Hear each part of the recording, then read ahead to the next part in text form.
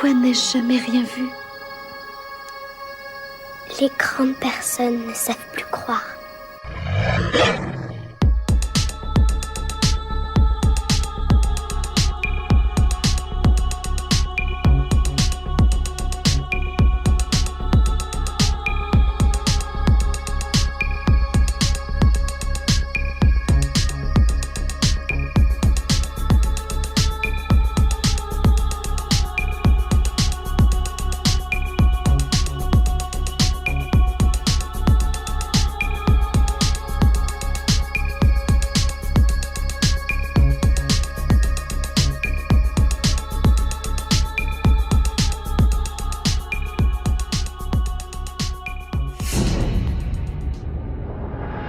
J'aimerais maintenant qu'on en vienne à Portlock. Donc j'ai fait une vidéo là-dessus sur la chaîne.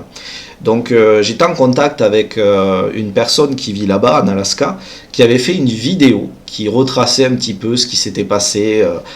Et donc cette personne expliquait ce qui s'était passé avec le Nantinak. Donc, eh bien, écoute, je lui ai demandé gentiment si je pouvais utiliser sa vidéo pour la traduire en français. Il a gentiment répondu oui à ma question. Donc bah, écoute, je me suis fait un plaisir de la traduire. Moi personnellement, je pense que c'est 50-50. Je pense qu'il y a un aspect un petit peu financier derrière, faut pas se leurrer. Mais aussi qu'il y a aussi autre chose. Parce qu'il y a quand même des témoins encore, il y a quand même des faits qui sont là, qui sont relatés. Et je pense que tout n'est pas juste invention. Et je vais te laisser d'ailleurs nous en parler un petit peu plus précisément. Pourquoi j'aimerais aussi ouvrir cette parenthèse, c'est parce que moi je suis là, assis, mon cul sur le siège, dans le sud de la France, perdu dans la campagne, tu vois. Et je me vois mal établir un rapport sur l'affaire de Portlock en affirmant quelque chose, en faisant simplement des recherches sur internet et tout ça. Donc moi j'ai envie d'être en contact avec des gens qui ont vécu des choses là-bas, qui ont vécu ce déménagement, hein, ce changement de vie, de bouleversement. Voilà, j'aimerais aller sur les lieux pour ressentir les choses et tout. Et je sais que j'ai eu la chance d'être en contact avec une des petites filles, je crois, dont les parents habitaient là-bas, enfin à l'époque où ça s'est passé. Et on a eu Brian qui est venu sur la chaîne, qui lui, pareil, a parlé énormément avec les autochtones de là-bas. Et donc ils lui disent bien que voilà, il y a autre chose, quoi. C'est pas juste un aspect pécunier, quoi. Et là, je me suis dit, Lynn, toi, t'es carrément allé là-bas, en plus avec ton grand-père, qui était quand même assez ouvert sur le sujet, qui était aussi un grand chasseur, d'après ce que j'ai compris. Donc, écoute, je vais te laisser nous raconter cette escapade familiale. Oui, avec plaisir. Alors, en fait, quand j'étais enfant, adolescente, j'ai suivi mon grand-père partout. C'était un homme, c'était un autochtone qui était toujours dans la forêt, soit à chasser, soit à attraper. Il adorait la pêche aussi. Donc, la faune et la flore des forêts avaient aucun secret pour lui. Et il a essayé de m'enseigner la chasse. Pauvre lui, il n'est pas chanceux parce que je faisais exprès pour faire craquer les branches parce que moi, les animaux, il n'est pas question qu'on les tue, ils sont trop beaux. Et pour la pêche, j'avais plus de dons pour attraper les moustiques. En fait, que les moustiques m'attrapent que d'attraper un poisson. Donc, nul là aussi, mais bon, ça ne m'empêchait pas de le suivre. Et mon grand-père était fasciné par le Grand Nord canadien. Donc, dès qu'il pouvait, il s'évadait là-bas. Et quand j'ai pu aller avec lui, je l'ai suivi. Dont entre autres à Portlock, parce qu'il y avait des amis chasseurs qui étaient membres de la communauté amérindienne là-bas. Et j'avais, si j'ai bonne mémoire, 14 ou 15 ans. Je ne me rappelle pas si c'est 14 ou 15, mais c'est dans ces années-là. Et malheureusement, à l'époque, je ne parlais que français. Je n'avais aucune notion d'anglais, à part oui, yes, no et toaster, ça se limitait pas mal à ça. Donc, les échanges qu'il y a pu avoir avec les locaux là-bas, mon grand-père a dû me les traduire par la suite, grosso modo, des conversations qu'il avait eues. Mais il l'a fait après le voyage. Et je dirais que heureusement qu'il l'a fait après le voyage, parce que je pense que j'aurais pas accepté de l'accompagner sur l'île de Portlock. Parce qu'il faut savoir que l'île, sans être officiellement interdite d'accès, les gens n'ont pas envie d'y aller. Il y a une part de folklore et de légende, mais il y a une part aussi de faits avérés. Et je sais que mon grand-père, ça lui avait pris 3 jours pour trouver quelqu'un avec un bateau qui accepterait de nous amener sur les rives de ce lieu-là. Et quand on s'est rendu là-bas, pour le monsieur qui nous a amenés là-bas, il n'était pas question pour lui de rester sur les lieux avec nous, même si on restait qu'une journée, on ne dormait même pas là-bas. On passait que la journée. Tu t'imagines, Lina, excuse-moi de te couper. Il voulait même pas débarquer du bateau. C'est ça, excuse-moi de te couper, mais quand tu racontes ça, c'est que je suis déjà en train de me dire, t'imagines pour que ce genre d'histoire se passe de génération en génération comme ça et arrive à faire peur à autant de riverains, c'est que c'est pas juste une blague comme ça pour faire peur juste aux gens, quoi. C'est que ça va plus loin, quoi. Non, c'est ça. C'est pas l'histoire du bonhomme 7 heures et du marchand de sable. C'est sûr qu'il y a un fond de vérité.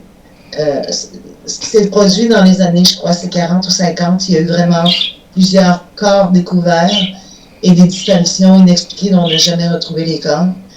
Bon, est-ce que c'est des gens qui ont trouvé les cadavres à l'époque disaient que ça pouvait pas être des attaques d'ours ou de grizzly parce que les dommages, un grizzly, on s'entend qu'un grizzly déchirera pas un corps humain en deux. Et, ou accrochera pas un corps humain à plusieurs mètres du sol sur des hautes branches dans les arbres. Un grizzly ne montera pas jusque-là avec une proie. Donc, oui, il y a peut-être eu un tueur en série à l'époque qui a fait quelques victimes, mais je pense pas non plus que le tueur en série ait été responsable de tous les corps et toutes les disparitions qui ont été recensées à l'époque. Et il y en a eu tellement que finalement, les gens ont déserté l'endroit. Là. Du jour au lendemain, en l'espace de 24 heures, il n'y a plus personne qui était là. Donc, notre guide, entre guillemets, nous accoste et nous laisse débarquer. Et la seule chose que mon grand-père me dit, c'est ici, on n'ira pas en forêt. Ah, moi, je regarde mon grand-père, je fais hein? Toi, tu n'iras pas en forêt? Ben oui, je ne le croyais pas. Parce que mon grand-père n'aille pas en forêt, c'était comme pas normal. Ben ouais. Dans ma tête, la première place qu'il aurait voulu aller, c'est justement en forêt, mais là, il dit on n'y va pas. OK. Alors, on commence à marcher sur. Il y a encore des vestiges de certains bâtiments là-bas, mais le temps fait son œuvre, mais on voit encore certaines structures qui sont. Parce que là, il y a la grève, il y a une partie d'herbe haute, et après, c'est la forêt. Donc, il y a certains bâtiments qui sont dans la partie herbe haute. On a pu les approcher, les visiter et tout ça. À un moment donné, j'entends des bruits frapper sur des troncs d'arbres, mais forts, vraiment des bruits forts. Et là, naïvement, je dis à mon grand-père, j'ai dit, les pivers doivent être gros par ici pour faire un bruit comme ça. Et là, mon grand-père me fait un petit sourire en coin, il me dit, je pense pas que ce soit des pivers. Et ça arrête là, il me dit. Il m'explique pas plus que ça à ce moment-là. C'est bien parce que toi, t'es encore une jeune ado, t'es pas au courant de tout ça, mais tu sais que déjà, t'es face à un fait qui plus tard, à l'heure d'aujourd'hui, est référé comme soi-disant des Sasquatch qui tapent dans des arbres. Toi, t'es pas au courant du tout de ça, et déjà ton analyse est pertinente parce que tu sais que c'est bizarre que ça soit un oiseau qui tape aussi, tu vois, qui tape aussi fort avec son bec dans l'arbre. Ouais. Ouais, dans ma tête, je voyais le pivert 4-5 fois plus gros que ce que j'avais l'habitude de voir là, pour faire un bruit comme ça. Mon grand-père me fait un petit sourire en coin, il me dit non, c'est pas des pivers. J'ai dit c'est quoi alors? Je t'expliquerai plus tard. Puis je savais que quand il me disait ça, ça ne me donnait rien d'insister parce que mon grand-père était très stoïque quand il voulait. Puis on a continué à marcher comme ça, puis rendu un petit peu plus loin. Ça, c'est une chose qui m'a étonnée. On est arrivé à un lieu où il y avait des arbres qui avaient été plantés, mais tête en bas. C'est-à-dire qu'on voyait la racine où aurait dû se trouver le feuillage, et la tête de l'arbre était carrément dans le sol. Là, j'ai dit à mon grand-père, j'ai dit, pourquoi ils font ça? Et mon grand-père, il dit, j'en ai aucune idée. J'ai dit, puis là, on s'est approché de ces troncs-là en pensant, moi, je pensais naïvement voir des traces de machinerie autour. Parce que un être humain ne peut pas déraciner un arbre et leur planter la tête en bas sans machinerie. Oui, puis quel intérêt, pourquoi faire ça Pardon? Je dis quel intérêt aussi de se faire chier à prendre l'arbre, à le retourner, à le planter à l'envers. En plus, c'est moins esthétiquement, c'est pas incroyable. Bon. Ouais. C'était des armes de bon calibre, là. C'était pas des armes bleus, c'était vraiment des armes à feu. Puis il y en avait plusieurs, puis ça formait pratiquement comme un mini-champ d'arbres plantés à l'envers. Mais sur le coup, moi, j'ai pas compris. J'ai juste trouvé ça bizarre. Mais je sais que quand on observait les arbres, j'ai eu l'impression qu'on était observé. Et là, j'ai dit à mon grand-père, puis c'est drôle parce que comme je me sentais observée, d'instinct, j'ai baissé le ton pour parler à mon grand-père, comme si je parlais pas tout bas, mais pas loin. J'ai l'impression qu'on nous observe. Est-ce que ça pourrait être des ours? Mon grand-père, il dit, probable, mais peu possible. J'aime bien parce que toi, je sais que t'es une ado, que t'es au courant de rien, et du coup, tu non, il ne donne pas d'explication de rien à ce moment-là. Oui. Mais c'est ça, l'impression d'être observé, puis à un moment donné, ben, moi, le fait de me dire on va pas en forêt sans me donner d'explication, ça m'a pas arrêté. À un moment donné, on est où les arbres plantés à l'envers, puis plus on observe, plus on s'approche de la forêt, puis à un moment donné, ben, moi, j'ai le goût d'aller dans la forêt, puis je viens pour, d'un bon pas, rentrer dans la forêt, puis mon grand-père me rattraper par mon capuchon et me tirer violemment par en arrière en me disant « Je t'ai dit qu'on n'allait pas en forêt. » Mais là, j'ai vu dans ses yeux que « Entête-toi pas, parce que tu vas avoir la fessée. » J'ai vu qu'il était sérieux, puis j'ai cru déceler une certaine crainte dans son regard, chose que j'avais jamais vue chez mon grand-père. Il était armé, ton grand-père, à ce moment-là? Pardon? Il était armé? Non, on n'avait aucune arme. C'est ça qui est fou, c'est que, tu vois, là on parle de quelqu'un qui connaît le terrain, qui en a entendu parler, qui a ses amis là-bas, dans les d'autres chasseurs, et tu vois, il se pointe là-bas, il n'a pas d'arme alors que c'est un chasseur, il sait qu'il ne doit pas aller dans... Enfin, tu vois, il y a un respect, il y a une connaissance du lieu. Je suis pas surpris, tu vois, de savoir ça, mais en même temps, c'est une question qui me tardait de te poser. Et non, il n'y avait aucune arme. À part son couteau de chasse qui avait tout le temps sur lui, c'est tout ce qu'il y avait. Par contre, avant de quitter, on a fait une cérémonie pour remercier les esprits de la forêt de nous avoir permis de visiter les lieux. Donc, on a fait une cérémonie avec de la sauge, on a fait une offrande de tabac. Le tabac étant une herbe très sacrée pour les Amérindiens, c'est souvent ce qu'on va offrir en cadeau. En échange, par exemple, on va cueillir des plantes dans la nature, on va offrir une offrande de tabac en échange des plantes qu'on a prises. Le chasseur va tuer un cerf. Ouais, c'est du troc. En échange de la vie. C'est ça. En échange de la vie du cerf qui a donné sa vie pour que nous on vive, on va offrir du tabac. Donc, on a fait une cérémonie comme ça pour remercier les esprits de la forêt de nous avoir permis de visiter les lieux sans nous avoir embêtés. Parce que je ne peux pas dire qu'on a eu une mauvaise expérience. On a eu des ressentis, oui. On a entendu des coups forts frapper sur les troncs d'arbres sans pouvoir identifier. Mon grand-père devait se douter de qui faisait ces bruits-là. Moi, dans ma tête, c'était un pivert géant.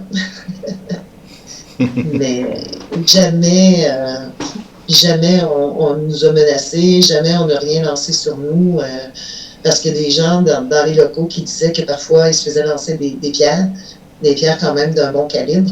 Nous, on n'a pas eu ça, mais par contre, on était là dans le respect total des lieux et des entités. J'ai l'impression que ton grand-père savait ce qu'il faisait. Je pense aussi. Je pense aussi. Parce que mon grand-père, en amérindien, est très, très versé dans sa culture, croyait à l'existence ce qu'on appelle les élémentaires, c'est-à-dire les esprits de la forêt.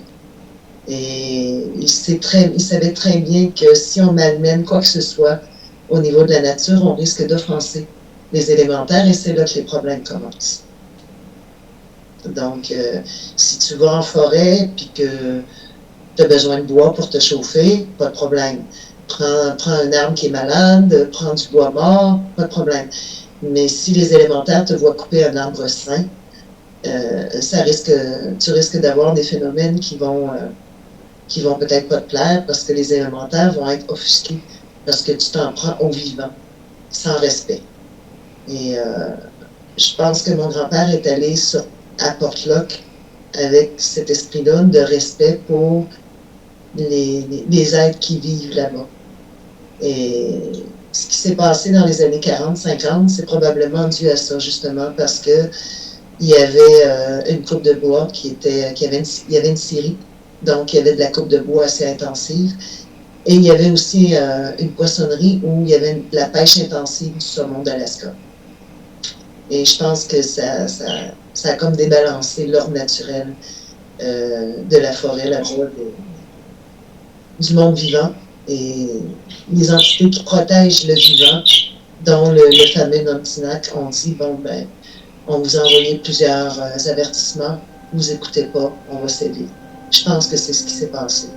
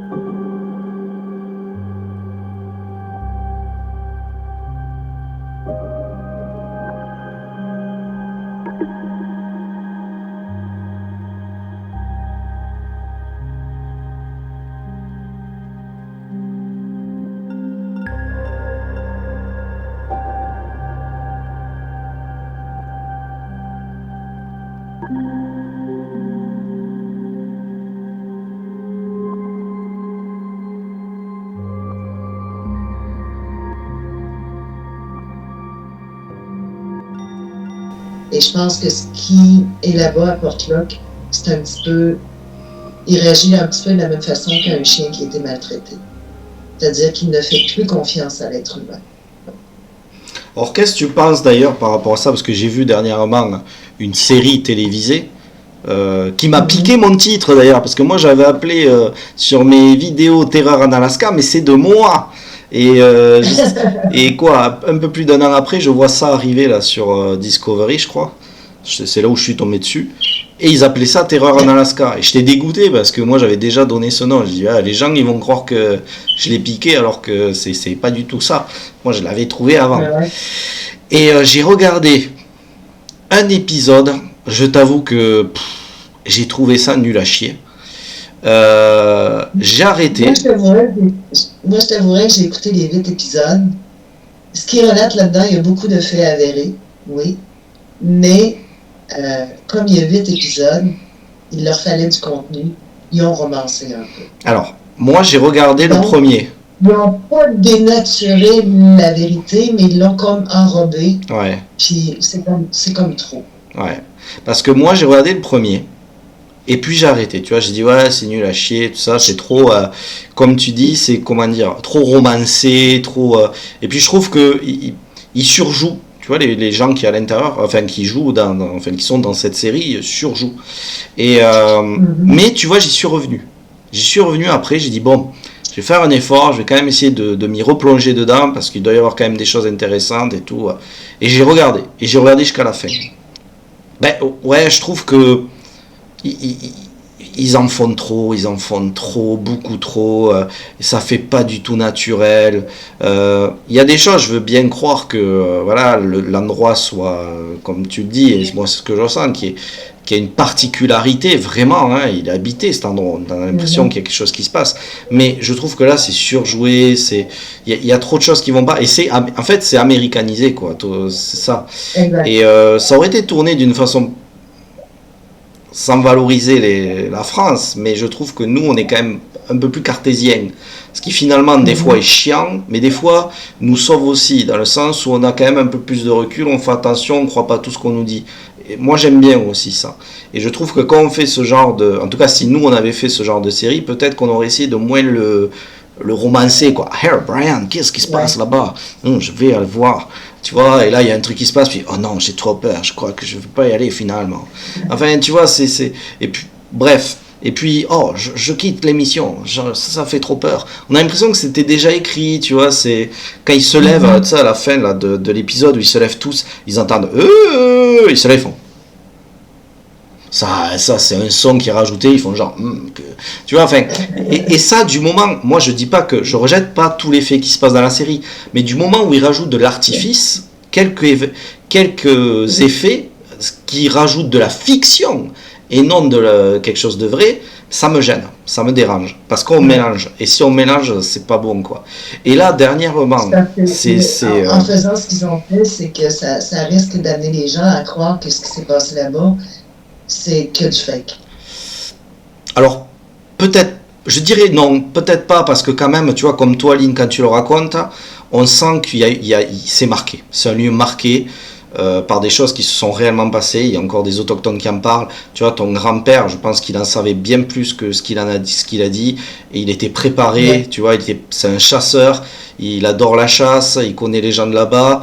Il n'avait pas d'armes sur lui, qu'il est arrivé dans un endroit pareil. Il y a une raison à ça, tu vois. Donc, c'est trop marqué pour que les gens pensent que ça soit juste du folklore. Mais par contre, c'est sûr que la série ne va pas aider au sérieux. Non. Mais ça va pas, heureusement, je pense pas que ça va tout... Enfin, que les gens vont croire que tout est fake. Mais c'est sûr que ça va... Je suis pas sûr que ça aide. Et là, je suis tombé sur une autre série très récemment qui s'appelle Monstres des montagnes, un truc comme ça, mais alors là... Mais ça a gerbé. Oh mon Dieu, mon Dieu. À gerber. Qu'est-ce que c'est que cette horreur? Oh là là, des gars qui sont... Mais c'est n'importe quoi. Mais n'importe quoi. C'est des blagues vaseuses tout le temps. Ils font 3 pas, ils tombent sur le monstre. Puis... alors, ça c'est génial. Ils font, allez, on y va. Ouais, let's go, on va le trouver. Ils arrivent, ils font 10 mètres, ça y est. Il y a déjà le Bigfoot, il est là, il les attendait, tu vois. Et puis, il s'en va. Et puis ils font, bon, on reviendra demain. Mais il y a 2 minutes, tu disais viens, on y va, on va le voir, on va le chasser, et puis là, 2 minutes après, ils l'ont là, il est parti, mais ça s'arrête là, ils veulent plus y aller. Running off again, okay? I ain't no rookie, Jeff. There's the thing right there. I've been doing this long enough, and what you did, that was wrong. He's a professional now. Puis tu sais, il n'y en a aucun. Ça me fait penser un peu à une émission américaine qui relatait le cas d'une famille, je crois que c'était au Missouri, qui se sont enfermés dans leur maison puis qui étaient assaillis de plusieurs dogman. Ah, c'est au Maine. Au Maine, c'est ça, ouais. Ouais. Puis que finalement, ils ont fini par passer la nuit à dormir. Je m'excuse, mais je me ferais attaquer par des créatures comme ça qui chercheraient à rentrer chez moi. Je suis pas sûre que j'arriverais à dormir, moi. Moi, là-dessus, je suis un peu mitigé parce que moi, je connais les personnes qui ont vécu ça. Donc je parle avec eux. C'est peut-être le producteur de l'émission qui est... Alors voilà, justement, c'est ça. C'est que moi, en fait, comme le dit Shelley, donc la dame, la mère de famille qui a vécu cette affaire-là, elle me dit qu'en fait, tout ce qu'ils ont vécu, parce qu'en fait, ils ont loué le chalet sur 1 semaine. Et sur 1 semaine, il s'est passé énormément de choses dont l'épisode ne fait absolument pas, n'en parle absolument pas. Pareil, elle me dit qu'il y a aussi plein d'autres témoins qui ont vécu des choses dans les alentours, qui eux n'ont jamais témoigné et ne le feront pas parce que quand ils ont vu l'émission, ils ont dit ils n'ont pas envie que ça soit la même chose. Voilà. Et elle m'a dit d'ailleurs, si tu viens un jour, on ira les voir. À toi peut-être qu'ils te parleront parce que c'est différent d'une émission, d'un show TV, quoi. Et elle me dit, ils ont tellement eu de mal à comprendre comment on expliquait que les créatures bougeaient et tout ça, qu'ils ont dû faire appel à une troupe de danse du Canada. Et c'était les seuls à pouvoir imiter un peu comment bougeaient les dogmas. Elle me dit, ils se sont cassés la tête là-dessus. Mais elle sait ce qu'elle a vécu, tu vois. Elle s'en rappellera toujours. Ouais. Mais elle me dit, par contre, ça n'a pas été aussi... ça n'a pas été comme dans la série Paranormal Witness. C'est-à-dire l'épisode, il est bien marqué sur les Dogman qui approchent et tout. Elle me dit que c'était beaucoup plus terrifiant et horrifique, mais qu'en même temps, c'était pas autant, spectaculaire. Voilà. Donc, bon, je t'avoue que le problème, c'est qu'après, ils n'ont pas trop... Comme je te disais, cette émission-là, elle laisse un goût de déception parce que tu dis, ils n'ont pas respecté la réalité des faits. C'est ça. Et pas qu'elle, hein. Pas qu'elle. Ouais. Et pas que cette famille, parce que pareil, j'ai contacté une autre famille qui était passée sur une série pareille américaine comme ça, qui cartonne en plus aux États-Unis. La dame, elle me répond, elle est fan de la France, en plus hyper gentille, assez âgée, adorable. Et ça l'a détruit. Elle me dit, moi, je veux plus de télé qui rentre chez moi. Je ne veux plus de télé qui rentre chez moi. Ils ont fait n'importe quoi. Dès qu'il y avait un bruit, c'était là, what, quoi? Genre, ils ont accentué les trucs et tout.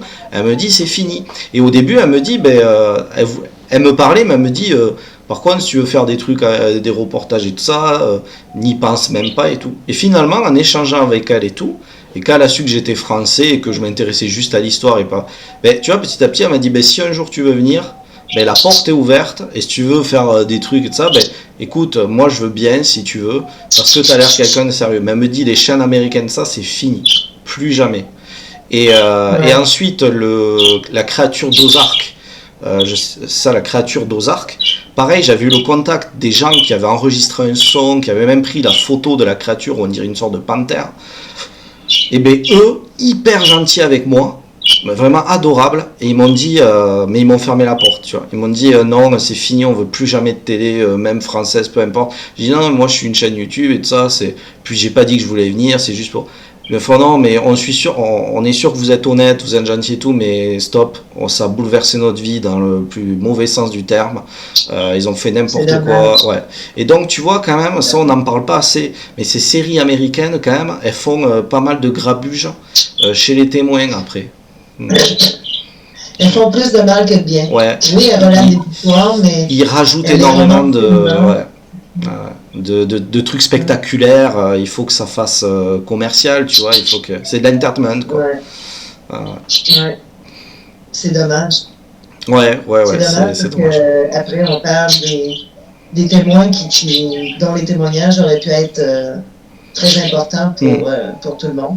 Mais même au Japon, tu vois, la compagnie où j'étais là, qui est la compagnie qui gère les témoignages, tout ce qui se passe là-bas sur des créatures étranges qui auraient été vues au Japon et tout, le monsieur me dit, à un moment, je référençais en tout cas certains témoignages des États-Unis, il me dit maintenant je le fais plus, parce que je ne sais plus si c'est vrai ou si c'est faux. C'est devenu trop. Exact. Et il me dit c'est trop entertainment. Il me dit c'est beaucoup trop entertainment. Il me dit donc maintenant les États-Unis je mets un peu de côté parce qu'il me dit ça c'est trop, ça va trop loin et voilà. Et moi c'est ce que j'ai peur aussi un peu.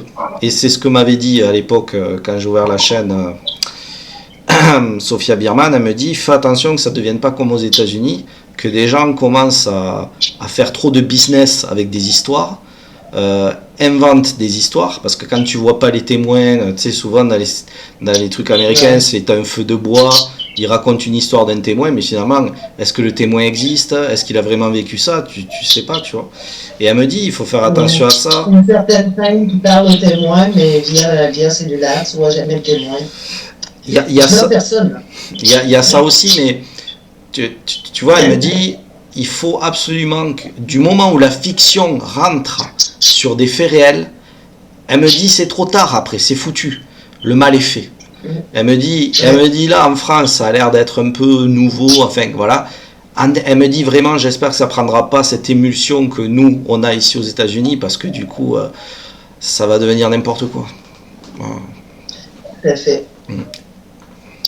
Bon, en tout cas, pour l'instant, sur ta chaîne, on sent pas qu'il y a de romance au niveau des témoignages. Les gens, Y a rien du tout. sont sincères, parlent avec leur cœur. Puis c'est ce que j'aime justement là, des vidéos sur ta chaîne. Ben, si j'ai ouvert la chaîne, c'est en partie pour ça. Les gens sont authentiques. C'est pour ben, je sais que moi, quand je suis sur ma chaîne et que je fais intervenir les gens, après les gens, c'est leur vérité. Je veux dire, je suis pas du KGB, je suis pas de la CIA, hein, j'ai pas de détecteur de mensonges et tout ça. Moi maintenant, je les pense en tout cas sincères. Et surtout, je sais que ma démarche est vraie.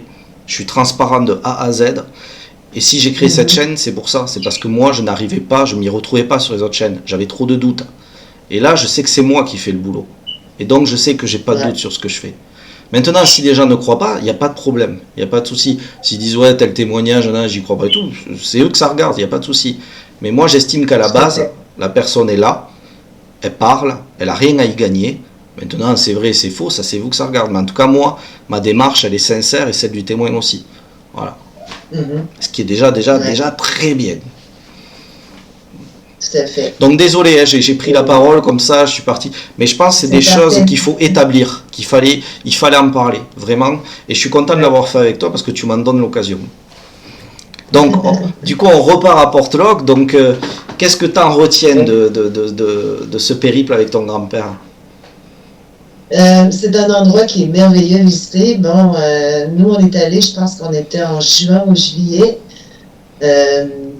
J'étais découragée de devoir mettre mon manteau d'hiver parce qu'on était en juillet, alors que chez moi, j'aurais été en camisole et en pantalon court. Je faisais un froid de canard, comme on dit. Mais c'est un endroit qui est très beau, c'est très calme, très paisible, c'est très sauvage. Et quand on est revenu, en fait, c'est sur le trajet de retour que j'ai commencé à questionner mon grand-père parce que le ressenti que j'avais eu, j'ai l'impression qu'on est observé,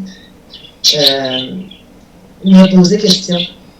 Donc, j'ai recommencé à le questionner. C'est là qu'il m'a expliqué des conversations qu'il avait eues avec les locaux là-bas, les gens avec qui il allait à la chasse parfois. Le fait que les gens lui avaient dit c'est pas recommandé d'aller là-bas, c'est même dangereux, personne n'y va, mais si vous voulez y aller, on peut pas vous empêcher, mais c'est certainement pas moi qui va t'y amener. D'où la difficulté à trouver quelqu'un qui pouvait nous amener là-bas. Ça a pris 2 ou 3 jours à mon grand-père. Ensuite, c'est là qu'il m'a reparlé.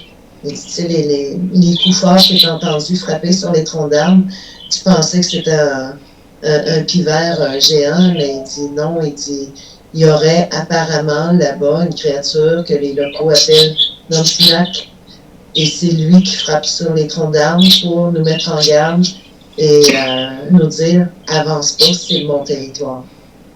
J'ai dit ok, mais c'est quoi Nantinak, ça ressemble à quoi? Il dit ben ça serait apparenté à Bigfoot ou Sasquatch. Il serait très grand, très fort, et il serait très fâché contre les êtres humains. J'ai fait oh, j'ai dit c'est pour ça que tu voulais pas qu'on entre dans la forêt. Et il dit non, il dit c'était pas recommandé de rentrer dans la forêt. On m'a déconseillé, fortement déconseillé, d'entrer dans la forêt parce que c'est comme empiéter sur le territoire de Nantinak, donc c'est comme appeler directement les attaques. Donc mon grand-père a respecté ça. Et pour les armes plantées à l'envers, il m'a expliqué que les locaux là-bas croyaient que c'était un message que Nantinak laissait aux humains, c'est-à-dire en plantant les armes à l'envers, parce qu'il dit « Je doute fortement qu'un être humain soit capable de déraciner un arbre à main nue. » Il dit « Même si on se met 10 ou 20, on n'y arrivera pas. » Et sinon, avec peut-être de la machinerie, mais il dit, comme tu as vu, comme moi, il n'y avait aucune trace de machinerie. Mon grand-père avait entendu parler de ce lieu-là depuis longtemps à cause des gens avec qui il allait à la chasse. C'était un lieu qui l'intriguait. Et je pense que son côté spirituel avait besoin d'avoir des confirmations. face aux entités qui vivaient là-bas, dont le fameux Nantinak. Et je pense qu'il y a eu les réponses à ces questionnements la journée qu'on a passée là-bas. Parce que par la suite, il n'a jamais cherché à y retourner. Oui, c'est comme s'il avait eu confirmation de ce qu'il avait entendu et donc exact. Du coup, voilà, ça y a suffi, quoi. Ouais. Puis mon grand-père, qui était un mordu de la chasse et de la pêche, se retrouvait dans un endroit comme ça, sans chasser et sans pêcher, ça tenait presque du miracle. Et pourtant, ces journées-là, il n'a pas chassé, il n'a pas pêché. D'accord. Et qu'est-ce que je te laisse finir. Vas-y, excuse-moi. Mon grand-père ne vivait que pour la chasse et la pêche. Dès qu'il y avait un moment libre, dès qu'il sortait du boulot, il allait à la pêche ou il allait à la chasse quand il pouvait. Et ma mère, la même chose. Il n'y a que moi qui n'ai pas suivi la tendance. Mais c'était des mordus de la chasse et de la pêche. Ouais, ben ça se ressent en tout cas dans ce que tu es en train de décrire de ton grand-père qui avait l'air d'être un aventurier aussi, en plus d'être chasseur. Ouais, c'est cool. Tant mieux pour toi parce que finalement ça te fait de beaux souvenirs maintenant et puis ça te permet aussi de les partager ici avec nous et Dieu sait qu'ils sont précieux parce que c'est pas tous les jours qu'on entend on a la chance d'avoir quelqu'un qui s'est rendu là-bas sur les lieux où aurait été vu le Nantinak. Et qu'est-ce que tu penses de la théorie que tous ces gens sont juste partis pour l'argent et rien de plus? Je pense pas que les gens auraient déserté aussi rapidement si ça avait été seulement une question financière. Oui, il y avait une scierie, oui, il y avait une poissonnerie qui fonctionnait très bien au moment où les gens ont quitté, donc je vois pas pourquoi les gens auraient quitté pour une raison financière. Parce que tout fonctionnait bien. Le seul problème qu'il y avait, c'est qu'il y avait des gens qui disparaissaient, il y avait des gens qui étaient assassinés, il y avait plusieurs corps qui avaient été trouvés. Mais pour une question financière, je crois pas. À moins qu'il y ait eu quelque chose de caché en arrière qui n'a pas été dévoilé au grand public. Mais de mémoire, la scierie et la poissonnerie fonctionnaient très bien et étaient rentables. Donc, pourquoi déserter les lieux si ce n'est une menace que les gens ont nommée Nantinak? D'accord. Moi, je t'avoue que je suis mitigé là-dessus. Je pense qu'il y a peut-être une histoire financière, c'est-à-dire de gros sous. Peut-être qu'il y avait pas assez de matière à faire fonctionner, à continuer à faire fonctionner une scierie. Mais j'ai du mal aussi, moi aussi, avec ça, parce que je me dis que quand même, la nature est partout autour de Port-Clock, là-bas. Après, le fait qu'elle soit isolée, ça aide pas non plus, peut-être. Donc, à partir de là, si on prend cette déduction de cette île, enfin, que ça soit isolé, pourquoi pas. Mais après, tout le folklore qui est à côté du Nantinak, pourquoi elle a donné un nom à quelque chose? Enfin, pourquoi des gens qui ont toujours vécu là-bas parlent de cette histoire, c'est-à-dire beaucoup d'Amérindiens, pourquoi ils iraient inventer ces choses-là? J'ai du mal à le croire, que ça soit juste pour faire joli ou pour faire peur aux gens. Quoique, faire peur aux gens, parfois ça peut avoir du sens. On le voit avec nos gouvernements, pour avoir le pied mis, la même mise sur le peuple. Mais voilà, pour moi, je pense qu'il y a un peu des deux. Il y a un peu des deux, mais peut-être plus du côté quand même qu'il y a vraiment quelque chose qui soit passé, qui ait fait peur aux gens. Ça a été quand même assez soudain. Ils auraient pu se préparer, prendre du temps, voilà, bon, ça va. On a des problèmes d'argent. Là, ça a été vraiment. C'est vrai que... Comme je t'expliquais, quand moi je suis allée avec mon grand-père, à l'époque, écoute, j'avais 14 ans, j'en ai 59, donc ça fait une quarantaine d'années. Il y avait encore certains bâtiments, dont quelques maisons. Il y avait encore des effets personnels à l'intérieur. Là. Oui, ça a été soudain. Quoi. Des vêtements, des livres. Tu sais, les gens sont partis vraiment très très rapidement. Là. Comme si quelqu'un avait dit, ok, à partir de maintenant, on y va. Tu vois, comme si quelqu'un avait pris une décision et que tout le monde l'avait suivi et let's go. C'est ça qui est dérangeant. Alors que si ça avait été juste une histoire pécuniaire, je pense que les gens se seraient mieux organisés pour partir, comme un vrai déménagement, tu vois, par exemple. Donc oui, forcément, bizarre. Tu vois, quand on accédait là, à la Syrie, on n'est pas allé parce qu'elle était plus dans la partie boisée, mais la poissonnerie, on avait accès à certains bâtiments. La machinerie est encore là. Des équipements de pêche qui peuvent valoir quand même assez cher est encore là. Ils sont vraiment partis sans pratiquement rien amener. Là. Comme si c'était une urgence de quitter. Ouais, ils ont rien récupéré qui aurait pu en plus leur servir par la suite pour créer autre chose, un autre business ailleurs. Ça n'a pas de sens, quoi. Fait que oui, il y a peut-être une raison financière derrière qui n'a pas été étalée au grand jour, hein, mais je pense pas que ce soit la raison majeure qui ait fait que les gens ont déserté l'endroit. D'accord. Bon, mais en tout cas, c'était cool d'avoir ton ressenti, ton opinion, ta vision des choses sur ce qui s'est passé là-bas, et surtout la chance d'avoir quelqu'un qui s'est rendu sur les lieux, et en plus avec un grand-père qui avait l'air quand même d'en connaître pas mal, et tu vois, le pire, c'est que quand j'ai écouté la série qu'on parlait tout à l'heure, Terreur en Alaska, ça a été tourné, je crois, en 2018. Mais la topographie des lieux a changé depuis que moi je suis allée. Donc, quand j'ai écouté les épisodes, j'ai écouté la série, j'ai fait des recherches sur Google, j'ai vu d'anciennes photos de l'époque où moi je suis allée, j'ai fait oui, c'est là que je suis allée avec mon grand-père. C'est fou comme la topographie des lieux, la végétation a repris ses droits par rapport à ce que moi j'ai vu quand je suis allée avec mon grand-père. Donc, quand j'ai vu la série Terreur en Alaska, j'ai même pas fait le lien que c'est là que j'étais allée avec mon grand-père. C'est ça, c'est que toi, tu as eu la chance en plus d'y aller où il y avait encore, comment dire, certaines habitations et ça qui étaient encore un petit peu préservées. Et là, maintenant, mais forcément, oui, la nature a repris ses droits. Et donc, tu as eu cette chance-là, toi. C'est ça qui est cool. Ah oui, on rentrait je me rappelle, on est rentré dans une maison, entre autres. Il y avait encore les rideaux accrochés aux fenêtres. La vaisselle est encore toute là, les chaudrons. On a ouvert une penderie, il y avait des vêtements. Les vêtements étaient là. Comme si les gens étaient partis sans rien emporter. C'est bien que tu sois là pour en témoigner. Parce que ça permet d'établir, de rétablir certains faits. Dans ma naïveté d'ado de 14 ans, j'avais dit à mon grand-père, les gens étaient riches pour partir sans rien amener, de tout racheter où c'était en bon.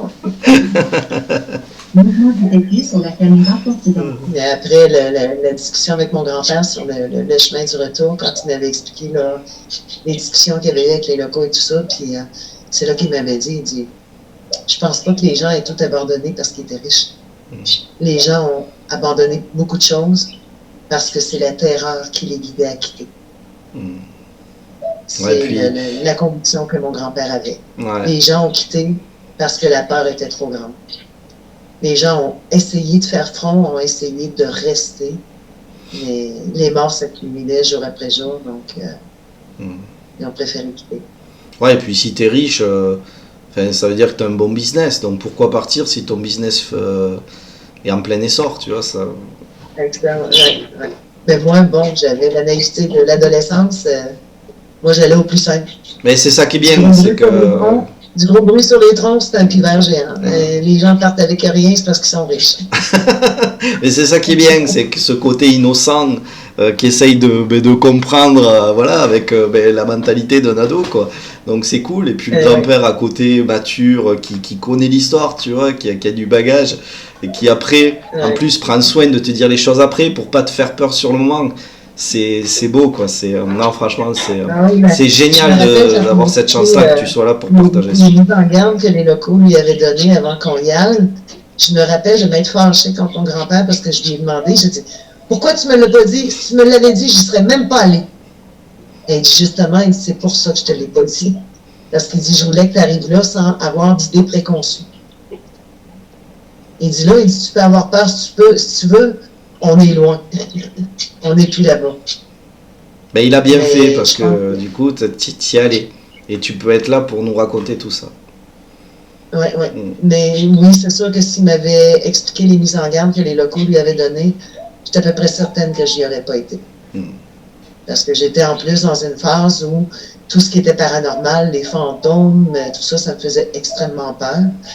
Donc, s'il m'avait dit ça, c'est officiel que j'y aurais dit « OK, bonne journée, on se revoit ce soir ». Oui, et puis en termes de, comment dire, de vagabondage avec un ado, c'est plus vieux, on va se faire un ciné, un bowling, tu vois. L'avion va à Portlock se perdre, où il y a le Nantinac, bon, tu vois le truc, quoi. J'aurais plutôt dit à mon grand-père, laisse-moi ta carte de crédit, je vais aller faire des magasins pendant que tu vas aller affronter le Nantinac. C'est ça. Mais je regrette pas d'y être allé. C'est vraiment, moi, je connais les forêts du Québec. J'ai vu par tes vidéos, j'ai eu la chance par tes vidéos de voir les forêts du Jura ou ces choses comme ça. C'est des lieux magnifiques. Mais en Alaska, c'est à un autre niveau. Quand tu dis lieu sauvage, inhabité, allez voir Alaska.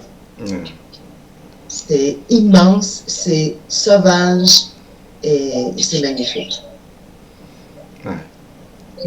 Je vous dirais que ma plus grande peur quand je suis allée à Portlock, parce que je connaissais pas les mises en garde que mon grand-père avait eues, ma plus grande peur, c'était de croiser un ours. Je voulais pas croiser un ours. Ben oui, surtout, oui. Et puis les ours en Alaska. Si je grimpe dans un arbre, est-ce que je suis safe pour d'un ours? Il dit non. Et tu grimpes pas dans un arbre parce que tu vas te piéger toi-même. Bon, dans ce cas-là, je fais quoi? Je saute à l'eau? Non, parce que les ours nagent aussi. Bon, ben si je croise un ours, je suis foutu. Et que je voulais pas croiser d'ours. Et en plus, il est pas armé. En plus, il n'était pas armé, ni mon grand-père non plus. Mais on n'a fait aucune mauvaise rencontre cette journée-là. On a vu beaucoup de petits animaux, des renards, des chouettes. C'est quoi j'ai vu? J'ai vu un coyote, mais de loin. C'était magnifique, mais sinon, rien de menaçant, pas d'ours, pas rien. J'aurais bien voulu aller dans la forêt, mais mon grand-père m'a vite rattrapé par mon capuchon, presque à m'étrangler, tellement que le geste était brusque et rapide. Et ça se comprend. Que j'avais pas à m'obstiner parce que la fessée était proche si je m'entêtais. Pourtant, mon grand-père ne m'a jamais donné la fessée, mais cette journée-là, il m'a menacé de me la donner si je m'entêtais à aller dans la forêt. Et tu vois, tu parles des forêts d'Alaska, mais c'est vrai qu'au Japon, par exemple, moi j'ai appris plein de choses. Tu vois, le Japon, par exemple, c'est 70% de végétation. Donc c'est recouvert par d'immenses montagnes, de bois, de forêts, de vallées, enfin bref, ça fait ça, quoi. Et c'est vrai que dès qu'on sort des villes, c'est que ça. Et c'est très très très dense. Donc tu vois que la cime des arbres. Et c'est hyper sauvage parce que les Japonais, eux, quand ils font des trails, ils restent tout le temps sur les chemins, ils vont pas vadrouiller à droite à gauche dans les bois, ils partent pas comme ça s'amuser à vadrouiller pour s'amuser ou essayer comme moi de partir à la rencontre d'essayer de partir à la rencontre de créatures, de cryptides, ils appellent ça les humains. Donc il reste sur le sentier, tu vois, il est très respectueux. Et il n'y a pas cette culture de la chasse comme nous on a en France. Donc tu te dis, c'est l'immensité dans laquelle tu peux te perdre aisément. D'ailleurs c'est très dangereux, c'est pour ça aussi qu'il reste sur les sentiers, c'est que il est très facile de se perdre. Et donc ouais, les bois sont très très très denses. Et donc ouais, on peut facilement s'y cacher aussi. Il y a beaucoup d'endroits où personne n'est allé finalement parce que c'est trop... c'est au milieu de nulle part en fait. Voilà, et c'est très compliqué d'accès vu que ça fait beaucoup ça. Donc très très intéressant ce que j'ai appris là-bas. Voilà. Ouais. Ça doit être magnifique aussi. Ouais, oui, c'est beau, puis ça permet de se déconnecter aussi enfin, c'est comme ça que je dis, c'est que quand tu vas visiter les États-Unis ou que tu bourlingues pas mal en Europe, tu retrouves quand même pas mal de choses de l'Occident, mais c'est vrai qu'au Japon, c'est une culture, c'est une éducation qui est même très différente. Donc du coup, faut pas faire la bêtise d'aller visiter le Japon en gardant cet esprit bien français, parce que du coup, tu te fermes à l'apprentissage de connaître une nouvelle culture, une nouvelle façon de voir les choses. Et du coup, tu savoures pas autant le voyage que tu le devrais. Moi, j'ai fait cette erreur-là lors de mon premier voyage au Japon. Maintenant, c'est fini. Quand je suis au Japon, je fais tout en mode Japon, quoi. Voilà. Et c'est beaucoup plus libérateur. Et là, voilà, on profite du voyage comme il se doit. Voilà, ouais. Wow. Ça donne envie. Ouais, puis oui, c'est vrai que c'est joli. Écoute Lynn, est-ce que tu voudrais rajouter quelque chose après tout ce que tu viens de nous raconter sur ton aventure à Portlock?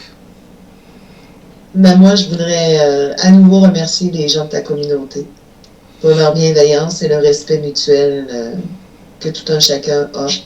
Moi, j'ai remarqué que le respect est toujours présent, que l'on croit ou non les faits qui sont relatés par le témoin, le respect reste présent. Et j'aimerais leur dire merci et te dire merci parce que grâce à toi, ces gens-là se sont regroupés autour de toi pour former une communauté que j'appelle, moi, dans mon petit coin, à moi toute seule, la communauté bienveillante de Connexion Mystère. Et ça fait du bien. Mais écoute, ils vont être très contents d'entendre ça. Et c'est bien aussi de les mettre en valeur. Je trouve que, tu vois, souvent on voit les youtubeurs dire ouais, tu vois, par exemple, je sais pas, j'ai vu des youtubeurs, ils ont 200 000, 300 000, ils ont je vous aime. Et ils bradent le je t'aime, quoi. Genre, sur ces 200 000 personnes, s'il faut, t'as des pédophiles, et tu sais pas, quoi, tu les connais pas. Le mec, je t'aime.